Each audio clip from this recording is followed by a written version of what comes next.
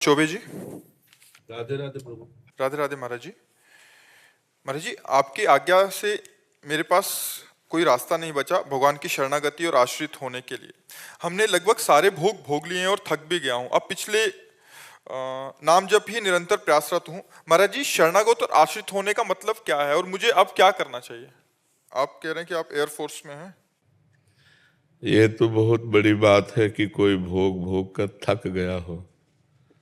नहीं तो तृष्णा पापिनी ऐसी है, थोड़ी देर लगता है कि अब नहीं चाहिए, लेकिन फिर चाहिए, फिर चाहिए, ऐसा बार बार, लेकिन स्थायी ना चाहिए। अब ये बात आप देख लीजिए, ऐसा है। ऐसा है प्रभु। बार बार वही विचार, तो भोग भोगने की इच्छा, फिर चिंतन, फिर जब भोग भोगने की क्रिया, फिर उसके बाद भोग भोगने के बाद जलन। हाँ, बिल्कुल बिल्कुल ठीक बात है। तो इससे अब बचना चाहते हैं। Yes sir. हाँ, तो भगवान की शरणागति, अंदर से भगवान को पुकारो कि हे नाथ, हे करुणा में, अब मैं अपने जीवन का भार आपके चरणों में समर्पित करता हूँ। और 3 काम करो: भगवान का चरणामृत, भगवान का नामामृत, भगवान का लीलामृत, 3 का पान करो, ठीक हो जाओगे। भगवान का नाम जप करो तो नामामृत हो गया।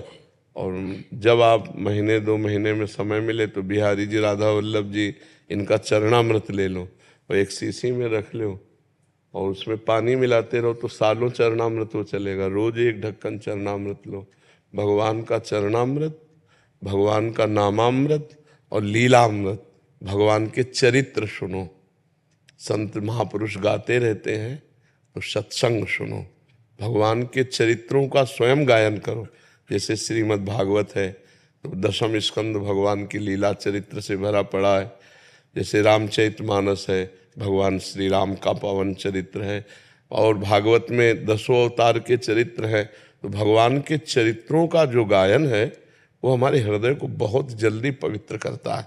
तो स्वयं भागवत 1-2 अध्याय पढ़ो, रोज चरणामृत पियो और रोज नाम जप करो।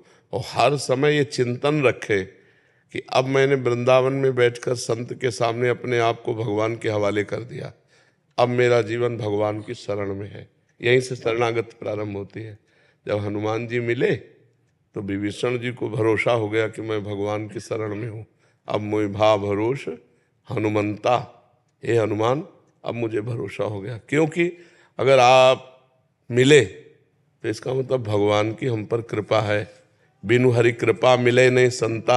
यदि भगवान की कृपा ना हुई होती तो आप जैसे महापुरुष ना मिलते। तो शरणागति संत मिलन से होती है।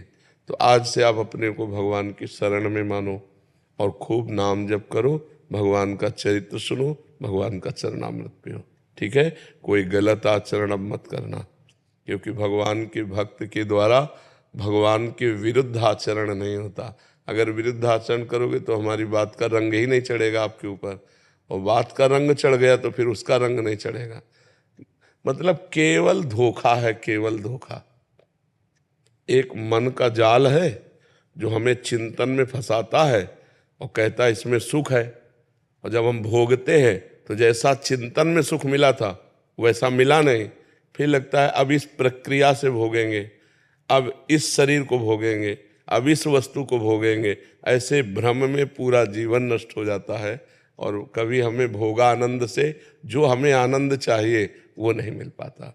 वो भगवान में ही आनंद मिलेगा। पर मन जो है वो चिंतन के द्वारा हमको गिराता है। क्रिया में उतना सुख नहीं है, चिंतन में सुख है। जब हम किसी गलत क्रिया का चिंतन करते हैं तो आवेश आता है, अब ऐसा करेंगे। तो अब जब उसको भोगते हैं तो वो आवेश मिलता नहीं, वो सुख मिलता नहीं, क्योंकि मन को सुख चाहिए और मन को सच्चिदानंद सुख चाहिए, मन को नित्य निरंतर सुख चाहिए, और वो भोगों में है नहीं। तो इसलिए अनेक जन्म व्यतीत हो गए भोगते भोगते, लेकिन आज तक कभी हमें तृप्ति नहीं हुई। हमारा रुपये के प्रति जो लगाव है उससे विषय मिलते हैं इसलिए लगाव है। विषयों के प्रति जो लगाव है, मुझे सुख मिलता है इसलिए लगाव है। और जो सुख के प्रति लगाव है वो हम भगवान के अंश हैं, इसलिए ईश्वर अंश जीव अविनाशी चेतन अमल सहज सुख राशि, पर गलत जगह सुख ढूंढ रहे हैं। सुख भगवान में, भ्रम संसार में। तो अब आज से सुधार शुरू कर दो, ठीक है।